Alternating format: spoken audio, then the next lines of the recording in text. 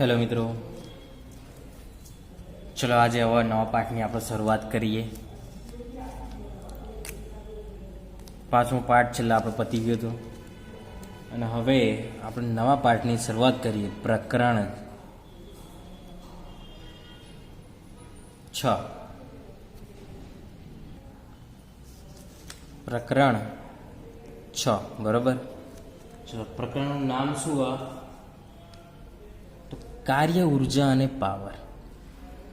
કાર્ય, ઉર્જા અને પાવર. 3 રાશિઓ વિશે આપણે ભણવાનું. કાર્ય વિશે ભણવાનું. કાર્ય કોને કહેવાય? ઉર્જા કઈ રીતે ઉત્પન્ન થાય? પાવર શું હ એ આપણે જોવાના છીએ આ પ્રકરણમાં, અને અમુક સૂત્રો આપણે જોવાના છીએ. હવે એક બીજી વાત, હવે આ પ્રકરણમાં અમુક ગુણાકારવાળા, ભાગાકારવાળા સૂત્રો આવશે. અત્યાર સુધી આપણે કેવા સૂત્રો આવતા હતા? સરવાળા બાદબાકીવાળા સૂત્રો, બરોબર. પણ અહીં આપણે ગુણાકાર, ભાગાકાર જેવા સૂત્રો આવશે. એટલે હવે આપણે સદીશો માટે પાછા આપણે થોડો સદીશોનો અભ્યાસ કરવો પડે. એટલે સદીશો માટે શોનો ગુણાકાર જોવો પડે. આપણે સદીશોનો શું જોવું પડશે? આપણે ગુણાકાર. કારણ કે ગુણાકારવાળા સૂત્રો આવશે તો એ વખતે જરૂર પડશે ભાઈ ગુણાકાર બે સદીશો હું, સરવાળો ખબર, બાદબાકી આપણે જોઈ ગયા, સૂત્રો જોયા હતા આપણે છેલ્લા પાઠમાં. પણ ગુણાકાર, ભાગાકાર કઈ રીતે થાય? ગુણાકાર કઈ રીતે થાય? સ્પેશિયલી ગુણાકાર સદીશો હું બે.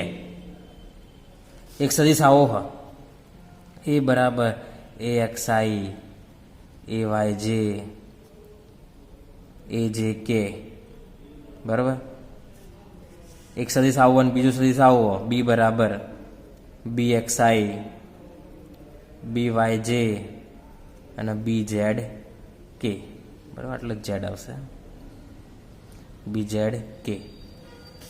બે સદીશો ચલાવવાનો. એમ કે ભાઈ એ અને બીનો ગુણાકાર કરે. ચલો, એ અને બીનો ગુણાકાર, ઓનું શું થવાના હંગાત?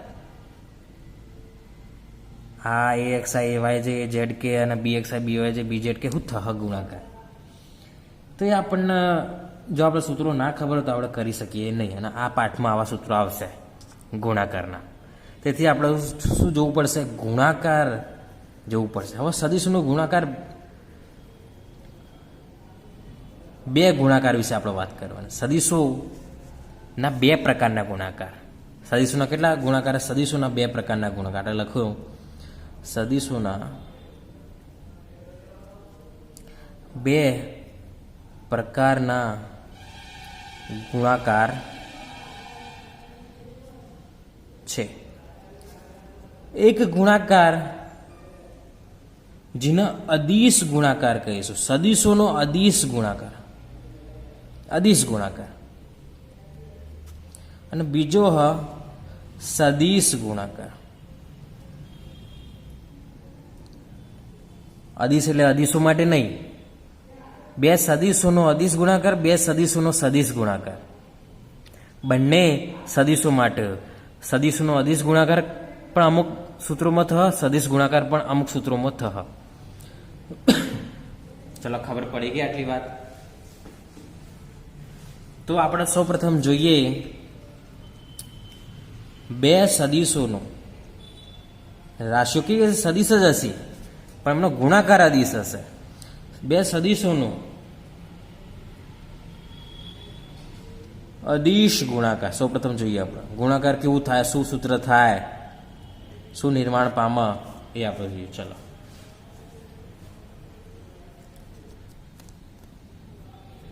જો બે સદીશો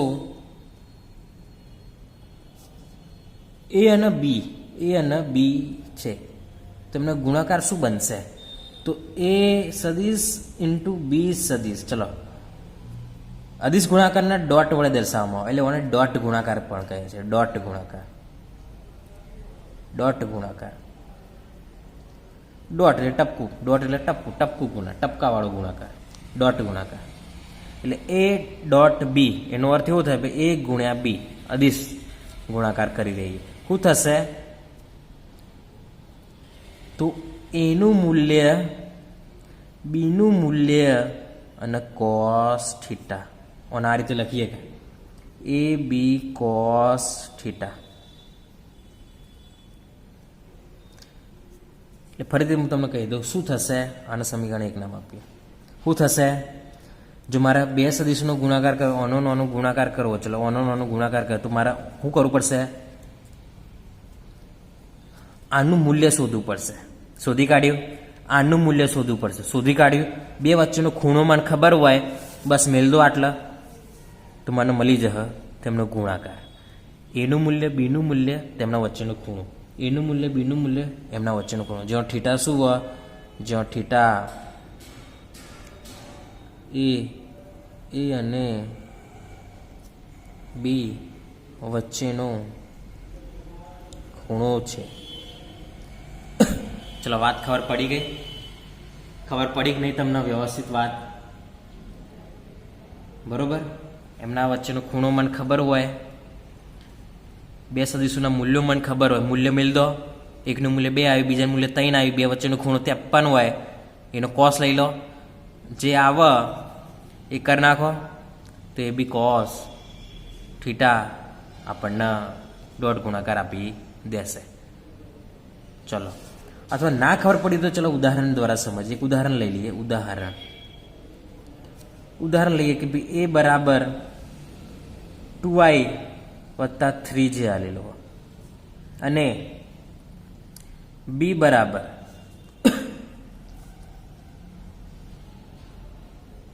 3i વત્તા 4j. આ બરાબર ઉદાહરણ લીધું.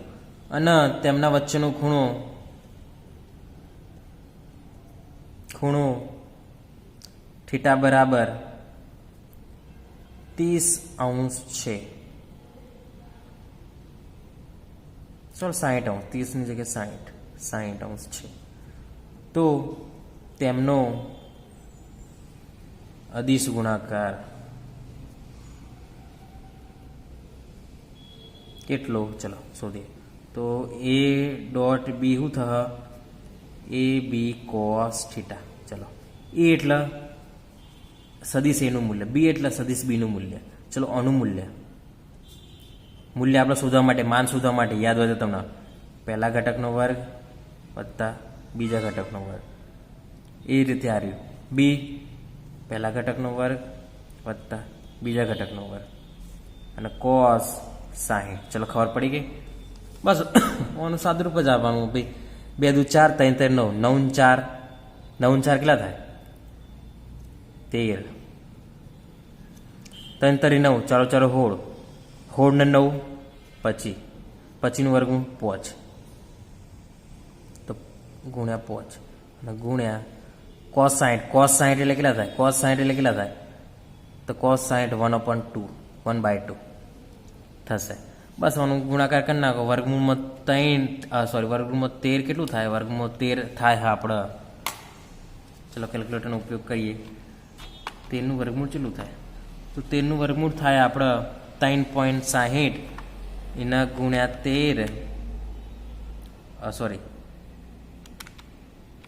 13નું વર્ગમૂળ ગુણ્યા 5/2 કેટલું થાય? 9.013 એટલે 9. ટૂંકમાં જવાબ થશે 9.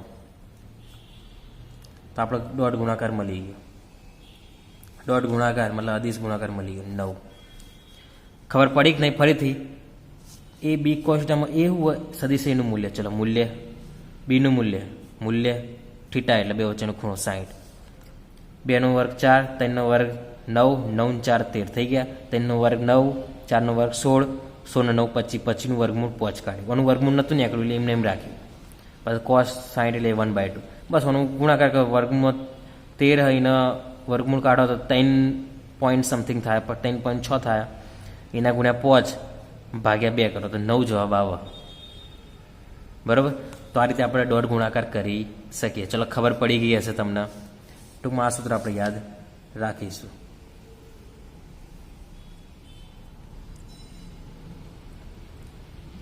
ચલો ખબર પડી ગઈ. હવે એક બીજું એ સૂત્ર બીજું એ સૂત્ર આ ખૂણા પર આધારિત સૂત્ર, પણ ધારો કે ખૂણો ના આલ્યો હોય તો શું કરશો? તમે ભરાઈ રહો. ખૂણો જો ના આલે તો તમે તો ભરાઈ રહ્યા. કોઈ કરી એકસો ખરા? ખૂણો ના આલ્યો તો પછી થીટા બરાબર શું મેલીશું આપણે? તો એ સમયે એક બીજું સૂત્ર પણ કામમાં આવશે. આ પહેલું સૂત્ર હવે બીજું સૂત્ર જોઈએ. હવે બીજું સૂત્ર જોતા પહેલા અમુક વસ્તુઓ આપણે જાણી લઈએ. આઈ અને આઈનો ગુણાકાર 1 આપે. જેનો ગુણાકાર 1 આપે, કેનો ગુણાકાર 1 આપે. બરાબર? આઈ ઇન્ટુ આઈ એટલે 1, જે ઇન્ટુ જે એટલે 1, કે ઇન્ટુ કે એટલે 1. આ યાદ રાખી જ નાખો. એ જ રીતે આઈ ઇન્ટુ જે તો 0, જે ઇન્ટુ કે એટલે 0 અને k into I equal to 0. ટૂંકમાં કહેવાનો મતલબ શું? આ સૂત્રો યાદ રાખી નાખો. જો સમાન હોય તેમનો ગુણાકાર 1 થાય, જો વિરુદ્ધ હોય તો એમનો ગુણાકાર 0 થાય. જો સમાન હોય આઈ હોય તો 1, જે હોય તો 1, કે હોય તો 1. જો વિરુદ્ધ હોય આઈ જે હોય તો 0, જે કે હોય તો 0, કે આઈ હોય તો 0. બરાબર? ટૂંકમાં વિરુદ્ધ હોય તો 0 થાય અને સમાન હોય તો 1 થાય. ચલો આ વસ્તુ યાદ રાખીને આ એકમ સદીશો બધા. બરાબર? ચલો આ વસ્તુ ખબર હોય ને તો આપણે નવું સૂત્ર, જે બીજું સૂત્ર આપણે મતલબ જોવા જઈ રહ્યા એ તમને ખબર પડી જશે. ચલો ખબર પડી ગયા સૂત્રો, આ યાદ રાખી નાખવાના. બરાબર? આ કંઈ રીતના આવી બધું ગણવાની જરૂર નહીં, આપણે સીધું યાદ રાખીશું. હવા જો બીજું સૂત્ર જોઈએ.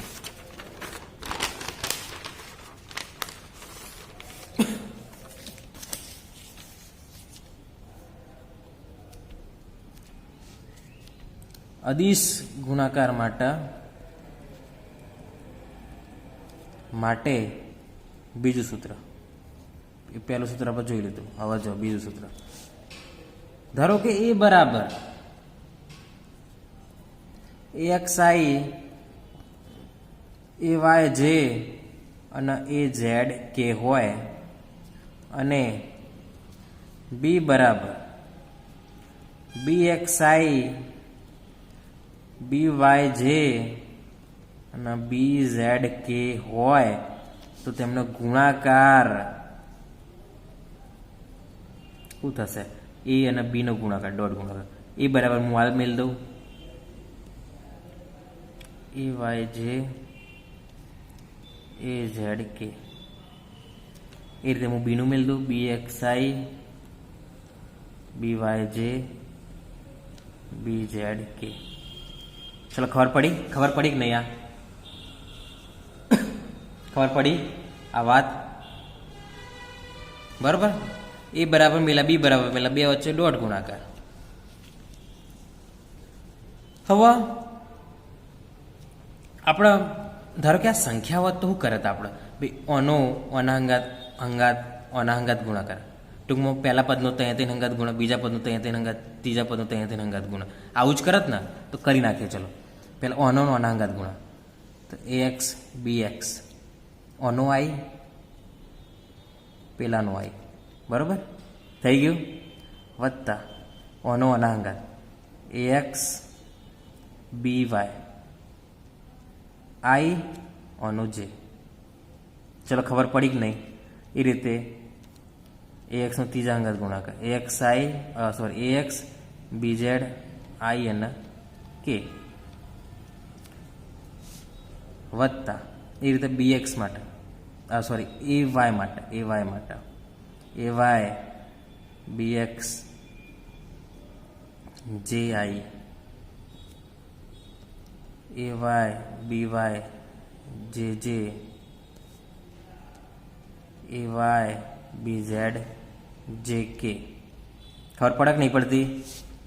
વત્તા એ રીતે AZ નું AZ BX KI AZ BY KJ એ રીતે AZ BZ KK. બરાબર? આવું થાય કે ના થાય? આપણે જો આ કિંમતો હોત તો આપણે આવું જ કરત ભાઈ. આપણે આવું નહીં કરતા. આવું ધારો કે આવું હોય એ વત્તા બી હોય અને એ માઇનસ બી હોય તો આપણે શું કરીએ? ઓના અંગાત એ એટલે એ વર્ગ માઇનસ એ બી બી એ માઇનસ બી સ્ક્વેર. આ ઉડી જાય તો એ સ્ક્વેર માઇનસ બી સ્ક્વેર વધે. બરાબર? આપણે ખબર બે સ્ક્વેર માઇનસ બી સ્ક્વેર છે, પણ આ કઈ રીતના કરીએ તો આ રીતે આપણે ગુણાકાર કઈ રીતના કરીએ ભાઈ? ઓનો અનાંગાત ગુણાકાર, પછી ઓનો અનાંગાત ગુણાકાર એ બી આવ્યો, ઓનો અનાંગાત ગુણાકાર બી એ અને ઓનો અનાંગાત બી સ્ક્વેર. એ ટૂંકમાં દરેક પદ દરેકને ગુણાય. ઓમાં એ જ કર્યું.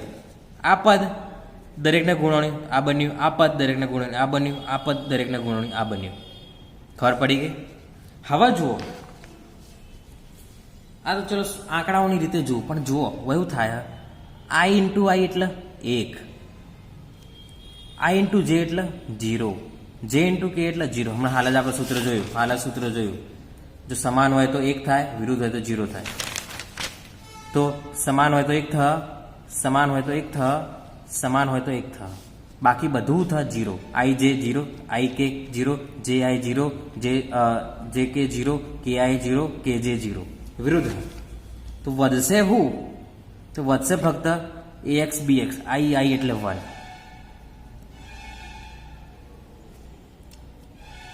વત્તા આ 0, આ 0, આ 0, આ વધશે જે એટલે 1 ay by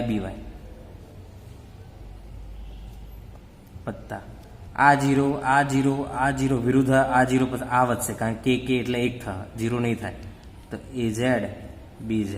તો મતલબ એ કહેવાનું હતું બેનો ડોટ ગુણાકાર આપણને શું આલે? આવું પદ આલે. આ સૂત્ર આલે. ટૂંકમાં શું થશે? એક્સ ઘટકનો ગુણાકાર વત્તા વાય ઘટકનો ગુણાકાર વત્તા ઝેડ ઘટકનો ગુણાકાર. ખબર પડી ગઈ? બંનેનો ડોટ ગુણાકાર શું થશે? એક્સ ઘટકનો ગુણાકાર બંનેના વાય ઘટકનો ગુણાકાર બંનેના ઝેડ ઘટકનો ગુણાકાર વચ્ચે વત્તા આવશે. ચલો ઉદાહરણ તરીકે ઉદાહરણ સમજાવી લે, વધારે ખબર. ઉદાહરણ આ જ લઈએ આપણે. 2i 3j 3i 4j એ બરાબર 2i 3j અને બી બરાબર 3i 4j. બરાબર? આવું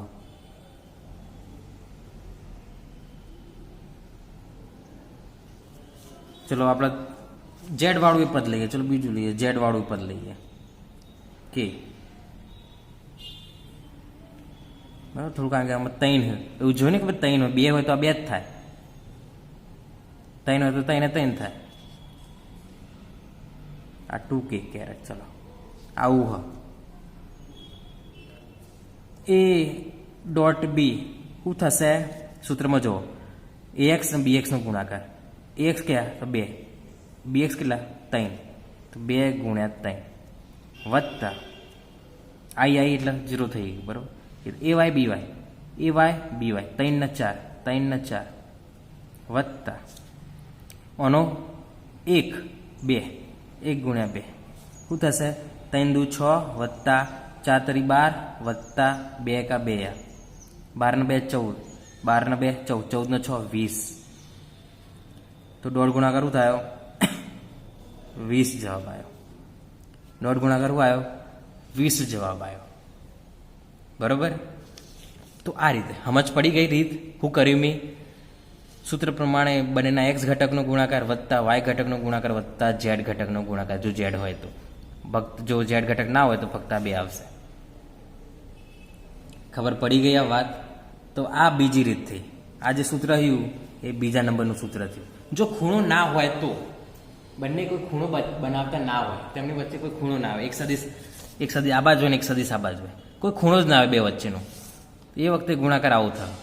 પણ જો કોઈ ખૂણો બનાવતા હોય તો પછી ખૂણા માટેનું સૂત્ર આપણે એપ્લાય કરી શકીએ. આ રહ્યું સૂત્ર. વાત ખબર પડી તમને? તો આ 2 સૂત્રો યાદ રાખીશું. હવે અદિશ ગુણાકારના અમુક ગુણધર્મો જોઈ લઈએ આપણે. કેવું? હા, અદિશ ગુણાકાર સૂત્રો જોઈ લીધા. અદિશ ગુણાકાર કઈ રીતે થાય. હવે અદિશ ગુણાકારના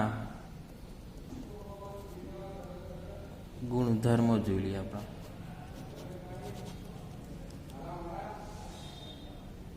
તો પહેલું અદિશ ગુણાકાર ક્રમના નિયમનું પાલન કરે છે. એટલે કે એ ઇન્ટુ બી હોય તો બી ઇન્ટુ એ થાય. ક્રમનો નિયમ, ક્રમ બદલાય તો વધુ આવે નહીં, સમાન જ મળશે મૂલ્ય. તમે આમાં એ ઇન્ટુ બી કર્યું, બી ઇન્ટુ એ કરે ને તો કોઈ ફરક પડે નહીં. બરાબર, જવાબ એટલો ને એટલો જ આવશે. એટલે ક્રમના નિયમનું પાલન કરે છે. બરાબર, એટલે અદિશ ગુણાકાર ક્રમના નિયમનું પાલન કરે. બરાબર, આ વસ્તુ યાદ રાખવાની, કેમ કે સદિશ ગુણાકાર પાલન નહીં કરતો એ આપણે જોઈશું. બરાબર, એટલે ક્રમના નિયમનું પાલન કરે. બીજું વિભાજનના નિયમનું પણ પાલન કરે છે. વિભાજનના નિયમનું પણ પાલન કરે છે. વિભાજન નિયમ એટલે વિભાજન તમને ખબર, ભાઈ એ ઇન્ટુ બી વત્તા સી હોય ને તો એ ઇન્ટુ બી વત્તા એ ઇન્ટુ સી થાય. ટૂંકમાં સંખ્યા જેવું બે આવું હોય તો આ અનાંગત ગણ્યા અનાંગત ગુણા એ રીતે. બરાબર, તો વિભાજન નિયમનું પાલન કરે છે. ચલો, ખબર પડી ગઈ. બરાબર, ટૂંકમાં સંખ્યા જેવું. આ અદિશ ગુણાકાર ઇઝી હા, અદિશ ગુણાકાર ઇઝી, પણ જે સદિશ ગુણાકાર એ થોડો ઓકવર્ડ હા.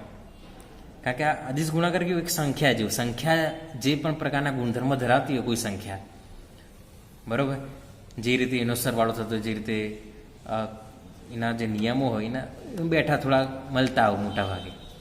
ચલો, ખબર પડી ગઈ આ વાત. તો અદિશ ગુણાકાર. બીજું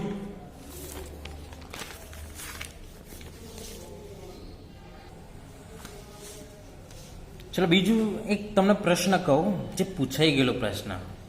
અદિશની વાત પૂરી, મોટા ભાગે બધી પૂરી થઈ ગઈ. ચલો, અદિશની વાત પૂરી થઈ ગઈ. હવે એક પ્રશ્ન જે પૂછાઈ ગયેલો હોય એક્ઝામમાં, જો એ ઇન્ટુ બી હોય તો તેમની વચ્ચેનો ખૂણો કેટલો? તેમની વચ્ચેનો ખૂણો કેટલો? આવું પૂછી નાખે. આવો પ્રશ્ન પૂછાઈ ગયેલો. આઈએમપી કરજો. આ પ્રશ્ન 1 માર્કમાં પૂછાઈ ગયેલો. એ અને બી વચ્ચેનો ખૂણો એ બી બરાબર 0 હોય તો, એ બી બરાબર 0 હોય તો, એ બી બરાબર 0 હોય તો તેની વચ્ચેનો ખૂણો કેટલો હશે? તો આ બાજુ એ ઇન્ટુ બી, એ ઇન્ટુ બી, બરાબર, 0 આલેલો હા.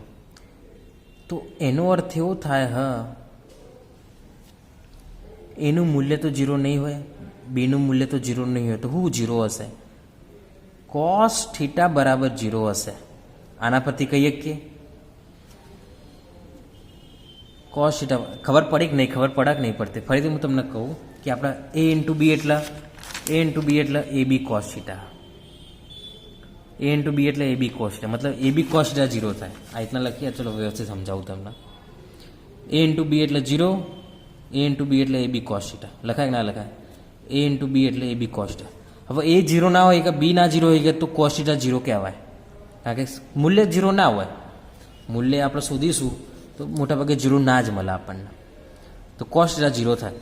હવે કોસ થીટા જો થીટાને પેલી બાદ લઈ જાઓ, કોસ ઇન્વર્સ 0. કોસ ઇન્વર્સ 0 એટલે કોસ પાઈ, કોસ 90 એટલે 0. કોસ કેન્સલ એટલે 90 થીટા કેટલો આવ્યો? 90. એટલે જો બે સદિશો એકબીજાને લંબ હોય તો તેમનો ગુણાકાર કેવો મળે? 0 મળે. જો એકબીજાને લંબ હોય તો તેમનો ગુણાકાર 0 મળે. એકબીજાને લંબ હોય તો તેમનો ગુણાકાર કેવો મળે? 0 મળે. આ વિકલ્પમાં પૂછાઈ ગયેલો. બરાબર. હવે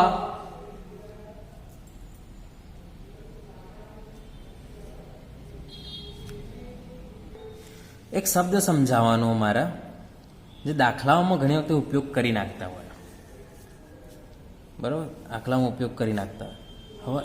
હવે એ ઇન્ટુ બી એટલે એ બી કોસ થીટા, બરાબર. તો એ તો બરાબર આ હ, પણ બી કોસ થીટા એ બી કોસ થીટાના બીનો એ પરનો પ્રક્ષેપ કહેવાય, પ્રક્ષેપ કહેવાય. ખબર પડી ગઈ? બી કોસ થીટા હોય એટલે બીનો એ પરનો પ્રક્ષેપ. જો આવું બી કોમન લઈને એ અંદર રાખીએ, બી નાઈ એનો બી પરનો પ્રક્ષેપ કહેવાય. ખબર પડી ગઈ? એ હોય તો એનો પ્રક્ષેપ, બી હોય તો બીનો પ્રક્ષેપ. જો બી કોસ થીટા હોય તો બીનો પ્રક્ષેપ, એ હોય તો એનો પ્રક્ષેપ. એટલું ખાલી યાદ રાખો લોજિક રીતે, લોજિકની રીતે એટલું યાદ રાખો. ચલો આ વસ્તુ સમજાવી દઉં, આમ તો પૂછાતી નહીં, ખાલી આ વસ્તુ યાદ રાખો ખાલી, પણ સમજાવી દઉં. ધારો કે એ સદીશોમાં, બી સદીશોમાં અને એમના વચ્ચેનો ખૂણો થીટા, એમનો મારે ગુણાકાર કરવો હોય, એમનો મારે ગુણાકાર કરવો હોય. આ કોઈ ચોક્કસ દિશા નહીં, તો એનો પ્રક્ષેપ પાડીએ તો પ્રક્ષેપ શું થયો? બી કોસ થીટા થયો કે બી કોસ થીટા થયો કે, તો બીનો એ પરનો પ્રક્ષેપ શું થયો? બી કોસ થીટા. એ રીતે જો એ હોય તો એનો બી પરનો પ્રક્ષેપ એ કોસ થીટા થયો. એટલે આ જે બી કોસ થીટા આવે એને બીનો એ પરનો પ્રક્ષેપ એવું નામ આપી શકાય. નામ આપી શકાય કે ના આપી શકાય? ખબર પડી કે નહીં? ભાઈ જુઓ, બી આમ હ, એ આમ હ. બીને જો હું આ રીતના દોરું હું તો આ પ્રક્ષેપ પાડ્યો તો આ જે બને હ એ બી કોસ થીટા કહેવાય. તો બીનો એ પરનો પ્રક્ષેપ બી કોસ થીટા, બરાબર. ચોપડીમાં હું તમને બતાવી દઉં, ઉભા રહો.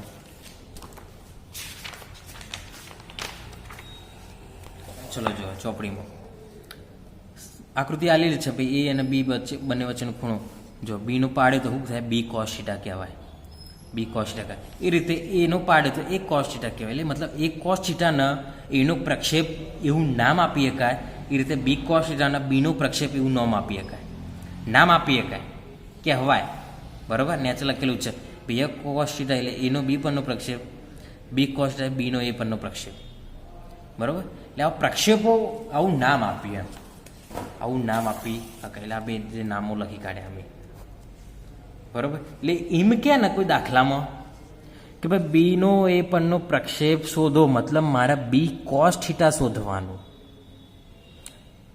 એમ પૂછે એનો બી પરનો પ્રક્ષેપ શોધો તો મારે એ કોસ થીટા શોધવાનું. ખબર પડી ગઈ? અને આવો જ દાખલો આપણે ઉદાહરણ 6.1 જે આપણે નેક્સ્ટ ટાઈમ ગણીશું, પણ આ કોન્સેપ્ટ ખાલી ક્લિયર રાખજો. બીનો એ પરનો પ્રક્ષેપ એટલે બીનો બી કોસ થીટા. ટૂંકમાં જેનો પ્રક્ષેપ હોય એ અંદર આવે થીટા અંગાર, કોસ થીટા અંગાર. જો બીનો પ્રક્ષેપ હોય તો બી અંદર આવે, એનો પ્રક્ષેપ હોય તો એ અંદર આવે. એટલું યાદ રાખો લોજિક રીતે. ખબર પડી ગઈ? તો કોઈ દાખલામાં મૂલ્ય ગુણાકાર આવું ના પૂછ્યું, ડાયરેક્ટ પૂછ્યું ભાઈ પ્રક્ષેપ શોધો બીનો એ પરનો, તો આપણને ખબર હોય તો બીનો એ પરનો પ્રક્ષેપ એટલે હું? B cos theta. એટલે મારે બી કોસ થીટા શોધવાના, બરોબર. બી નહીં શોધવાના, બી કોસ થીટા શોધવાના.